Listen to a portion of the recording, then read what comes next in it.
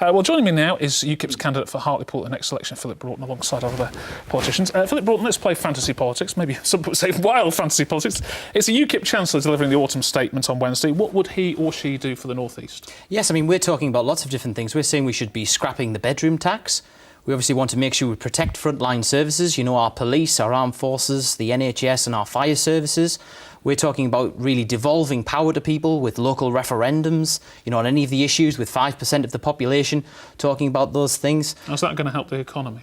Well, it'll help because obviously people can have a decision making, you know, they can actually make decisions in their own local area. That's got to be a good thing. A lot of the other stuff, though, just sounds like motherhood and apple pie, doesn't it? I mean, you could probably get agreement on, apart from bedroom tax, on most things from all the parties. No, not really. I think if you look at the frontline services in this country at the moment, Richard, you know, you've got a Conservative government that is cutting the frontline services in this country and, if not cutting them, trying to privatise them.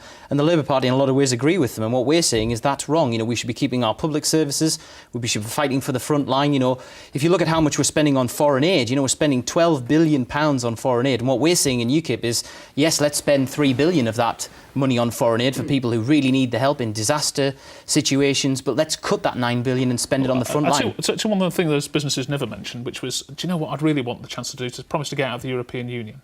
Well, I think the British people deserve a referendum on the EU, and there's only one way they're going to get that, is if they vote for more UKIP MPs in Parliament who are actually going to argue for that, who are actually going to get there and get into Parliament and actually fight to get that referendum. Though, isn't it, for businesses? No, I don't think so. No, I don't think so. I think it's about democracy. You know, at the end of the day, the British people have never been asked, do they want to be in a United States of Europe? You know, that's what this thing has become.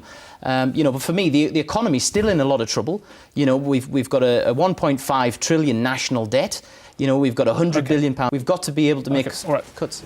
OK, thank you for the moment, Philip. We'll come back to you. Bridget Phillipson, if you listen to Labour, you think the